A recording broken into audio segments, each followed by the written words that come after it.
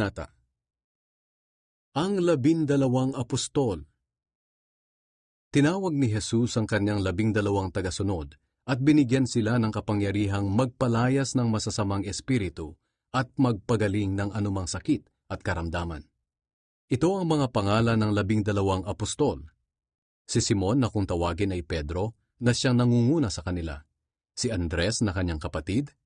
Si Santiago at si Juan na mga anak ni Zebedee. Si Felipe, si Bartolome, si Tomas, si Mateo na maniningil ng buwis, si Santiago na anak ni Alphaeus, si Tadeus, si Simon na makabayan, at si Judas Iscariote na siyang nagtraidor kay Jesus ng bandang huli. Sinugo ni Jesus ang 12 apostol. Sinugo ni Jesus ang 12 tagasunod niya at pinagbilinan. Huwag kayong pumunta sa mga lugar ng mga hindi Hudyo o sa alinmang bayan ng mga Samaritano. Sa halip, puntahan ninyo ang mga Israelita na parang mga nawawalang tupa. Ipahayag ninyo sa kanila na malapit na ang paghahari ng Diyos. Pagalingin niyo ang mga may sakit. Buhayin ang mga patay. Pagalingin ang mga may malubhang sakit sa balat para maituring silang malinis at palayasin ang masasamang espiritu. Tinanggap ninyo ang kapangyarihang ito ng walang bayad, kaya ipamahagi rin ninyo ng walang bayad. Huwag kayong magbaon ng pera, o kaya'y magdala ng bag, damit na pambihis, sandalyas o tungkod, sapagkat ang manggagawa ay dapat lang nasuportahan sa mga pangangailangan niya. Sa alinmang bayan o nayon na inyong pupuntahan, humanap kayo ng taong malugod kayong tatanggapin sa kanyang bahay, at makituloy kayo roon hanggang sa pag-alis ninyo. Sa pagpasok ninyo sa tahanang iyon, pagpalain ninyo ang lahat ng nakatira roon.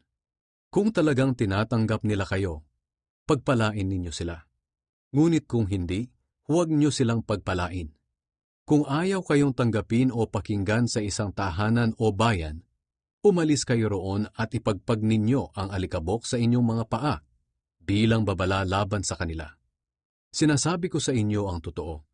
Sa araw ng paghuhukom, mas mabigat na parusa ang tatanggapin nila kaysa sa mga taga-Sodom at Gomora. Mga pag-uusig na darating.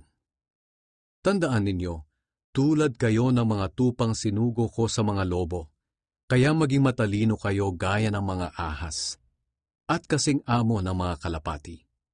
Mag-ingat kayo sa mga tao, dahil dadakpin nila kayo at dadalhin sa hukuman, at hahagupitin nila kayo sa kanilang mga sambahan. Iimbestigahan kayo sa harap ng mga gobernador at mga hari dahil sa pagsunod ninyo sa akin. Magiging pagkakataon ninyo iyon para magpatotoo sa kanila at sa mga hindi Hudyo ng tungkol sa akin. At kapag dinala kayo sa hukuman, huwag kayong mag-alala kung ano ang sasabihin ninyo o kung paano kayo sasagot, dahil ibibigay ng Diyos sa inyo sa sandaling iyon ang sasabihin ninyo. Sapagkat hindi kayo ang magsasalita, kundi ang Espiritu ng inyong Ama. Siya ang magsasalita sa pamamagitan ninyo. Sa panahong iyon, may mga taong ipagkakanulo ang kanilang kapatid para patayin. Ganoon din ang mga ama sa kanilang mga anak, at ang mga anak sa kanilang mga magulang. Kapopootan kayo ng lahat dahil sa pagsunod ninyo sa akin.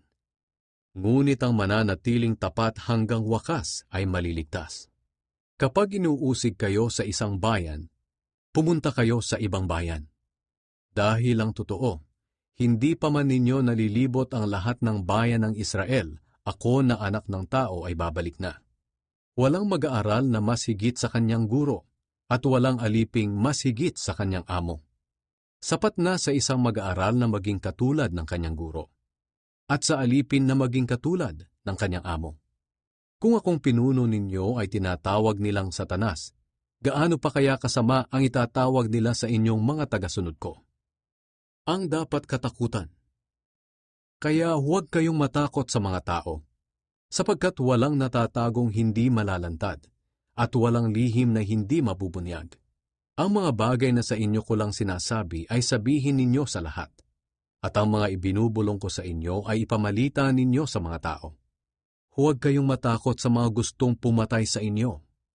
Ang katawan lang ninyo ang kaya nilang patayin, pero hindi ang inyong kaluluwa.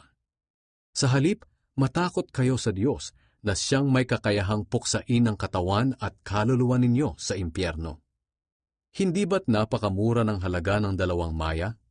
Pero wala ni isa man sa kanila ang nahuhulog sa lupa ng hindi ayon sa kagustuhan ng inyong Ama.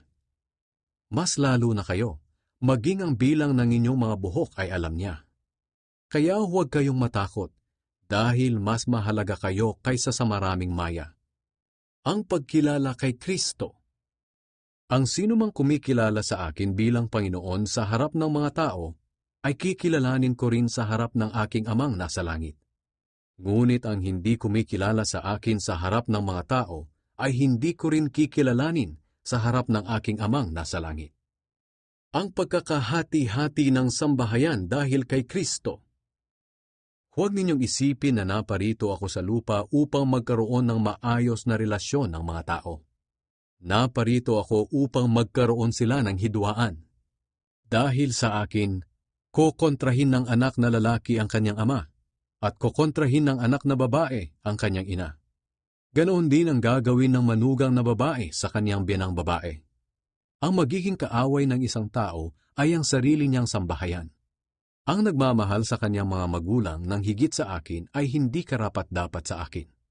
At ang nagmamahal sa kanyang anak ng higit sa akin ay hindi karapat-dapat sa akin. Ang sinumang ayaw sumunod sa akin dahil natatakot siyang mamatay para sa akin, ay hindi karapat-dapat sa akin. Ang taong naghahangad magligtas ng kanyang buhay ay mawawalan nito. Ngunit ang taong nagnanais mag-alay ng kanyang buhay alang-alang sa akin, ay magkakaroon ng buhay na walang hanggan. Mga gantimpala. Ang tumatanggap sa inyo ay tumatanggap sa akin, at ang tumatanggap sa akin ay tumatanggap sa nagsugo sa akin. Ang tumatanggap sa isang propeta dahil sa kanyang pagkapropeta ay makakatanggap ng gantimpalang naaayon para sa isang propeta. At ang tumatanggap sa matuwid na tao dahil sa kanyang pagkamatuwid ay makakatanggap ng gantimpalang naaayon para sa matuwid na tao. At ang sinumang magbibigay ng kahit isang basong tubig na malamig sa pinakahamak kong tagasunod ay tiyak na makakatanggap ng gantimpala.